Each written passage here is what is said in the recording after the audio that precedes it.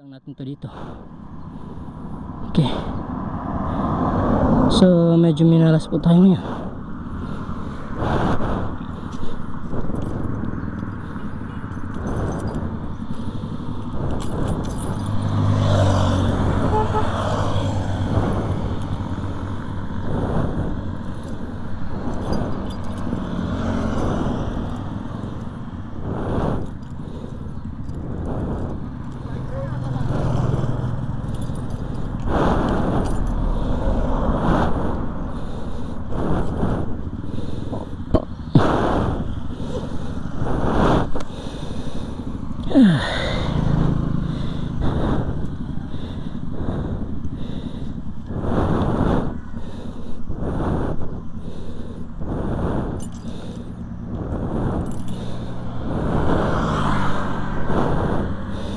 Pero hindi tayo makakatuloy ng balak natin.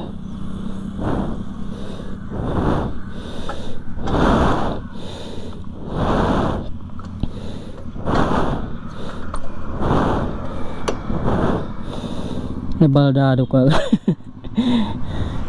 Nabaldado po ang ating sasakyan.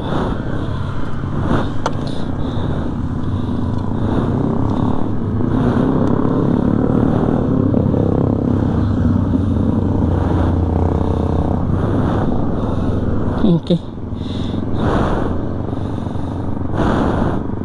Yan. Napaka useful po ng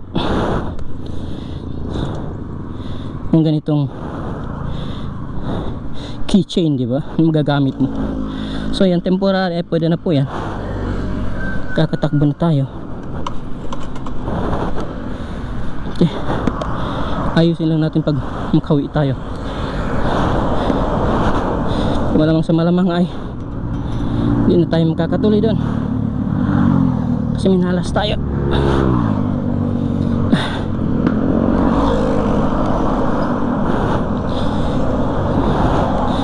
Ito rin kung bakit laging nangyayari yung ganito.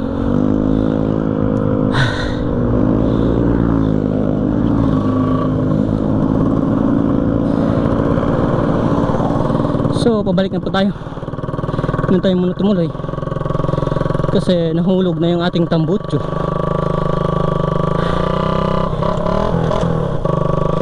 Buti nga yung kichi.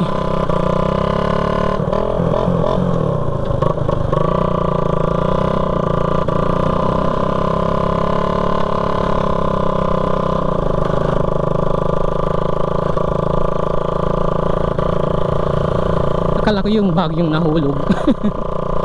Yung tambutso pala yung nahulog. Buti na malayan ko pa na nakabitay na lang.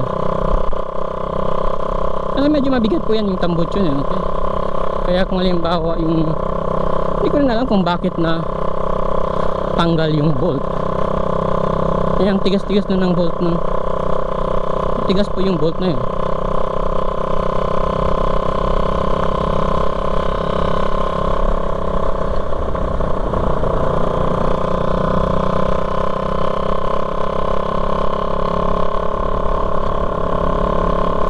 Kailangan na natin umuwi kasi baka mamaya yung ginamit nating pangtali ay baka mapigtas din yan. Eh hindi na tayo makakahanap ng pangtali ulit. Kaya useful po talaga kung halimbawa magta-travel kayo ganito, okay, magdala po kayo ng alambre. Napaka useful po. Ilang beses na po akong natulungan ng alambre. Okay? Especially kung halimbawa may parte ng motor mo na mahulog, masira, tanggal, okay? Napaka useful po ng alambre. Alambre yung yung tie wire, okay? Hindi tie wire, okay? Tie wire din. Parang ganun nga, yung tie wire. Napaka useful, especially sa motor. Dati may tie wire akong dala, kaya hindi ako nahirapan maglagay. Pero ngayon ay wala tayong dala. Kahit mga tools hindi ako nakadala. Kalimutan ko rin magdala ng tools man lang. Tsaka yung extra bolt. Laging nahuhulog yung bolt papunta doon. Hindi ko alam kung bakit laging nahuhulog doon. Ilang beses na yun nahulog.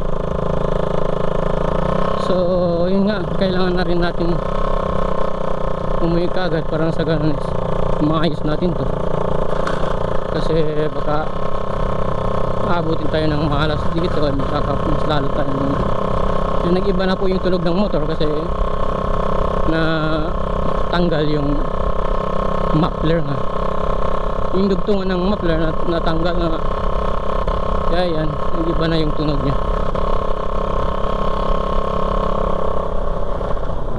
Inom lang tayo ng buko juice dito.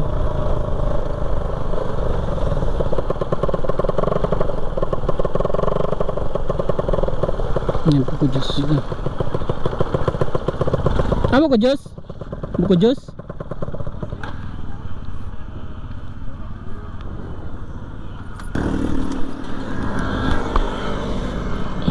Hindi lang tayo.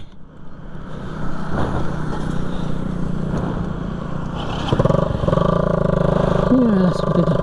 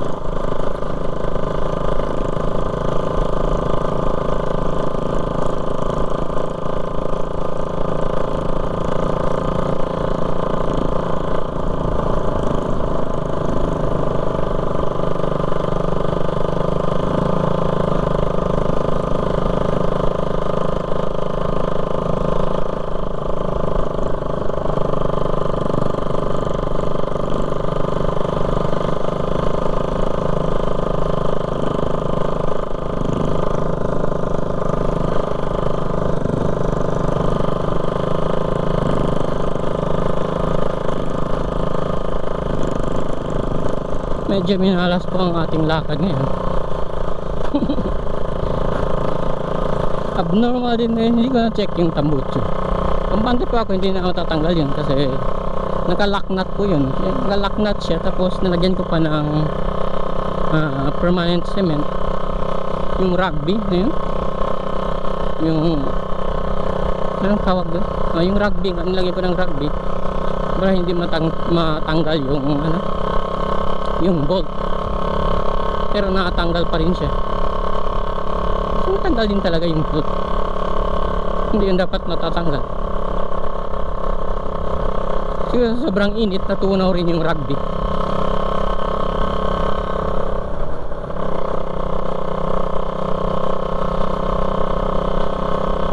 Tapos kumalas yung yung bolt nya. Dapat besides po sa bolt ay talagang may nakalagay na ano, yung pangpahigpit. Hindi naman yung pagpahigpit, yung parang lock siya. Dapat lagyan talaga ng lock para nasa ganun is kumbaga ay hindi talaga matatanggal yung bolt. Kahit na mabaklas na yung bolt, hindi siya lalabas. So yun din na nakaligtaan natin yung lock sa bolt. Kaya dito tuloy naudlot yung lakad natin. Pero okay lang, ayusin natin muna to. Tsaka yung ano niya, yung clutch lining niya, parang nag-i-slide na rin yung clutch lining niya. Kung halimbawa mag-ano ka, mag-aarangkada ka,